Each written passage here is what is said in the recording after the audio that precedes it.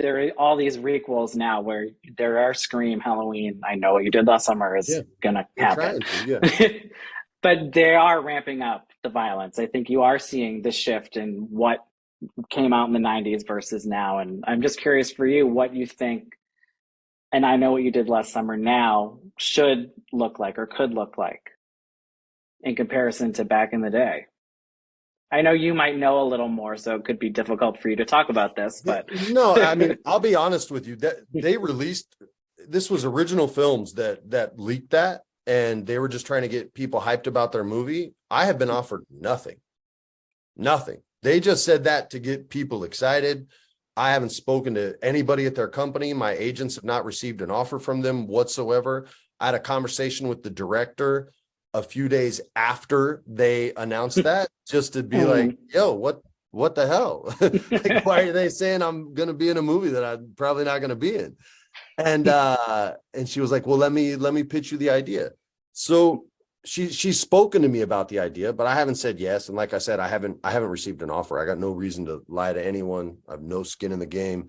I'm only going to do things that I like and work with people that I like. And there's not going to be any wiggle room this time around. I messed up yeah. the first time around. So this time I just want to do stuff that I'm passionate about. So yeah, man, if I haven't read a script, but I would want to see definitely based in reality. I don't think we need anything supernatural. I wouldn't want to see someone come back to life. I don't like that. It just makes me think of old like 80s movies like Soap Dish, where Whoopi Goldberg writes a soap opera and they want to bring back Kevin Kline, whose character died. And she's like, how do you want me to write for a dead guy? They cut off his head. He's got no eyes, no lips, no vocal cords. And Robert Downey Jr., who's a producer on the show, he's like, there's some magical surgery and they patched him up. And she's like, you gotta be kidding me. That's what There's always a way. like. Yeah, that's what it would feel like to me if all of a sudden everybody came back fine, or Ben Willis, ha ha ha, I'm back again, 20 years older, I can't move that well, arthritis.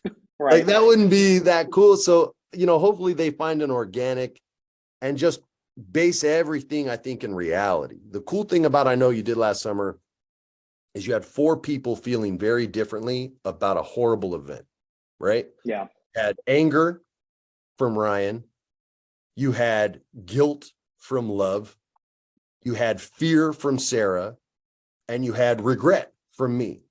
And that was something that the director had nothing to do with. That was all Kevin Williamson. Like, Kevin was there for the first week of our 2 weeks of rehearsals, which movies don't get an opportunity that's nice. to do very much now. But back then they did. And I did all my rehearsals for free. I would never charge a studio for that because I want that time. That's not paid work time. That's prep time, and it's valuable. So it should be free. Not everyone agrees with that, but that's on my movies.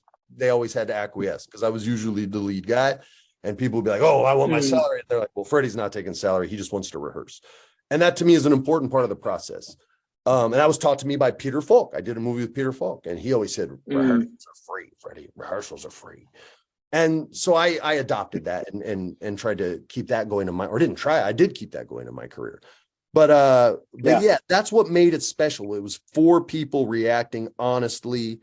All 4 were relatable in a different way. So I don't know if they're going to have 4 or 5, 10 kids, no kid. I don't know what they're going to do, but hopefully it stays rooted in reality. I think that's the best way to do horror, or you have to fully commit to the Freddy Krueger of it all.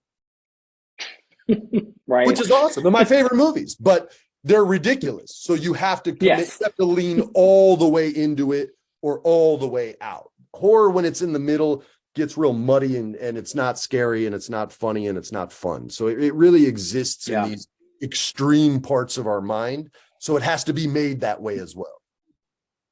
Well, I hope to see you and Jennifer Love Hewitt back for whatever may come. We're the only ones that lived, right? Did Brandy live? Yes, you're the only one.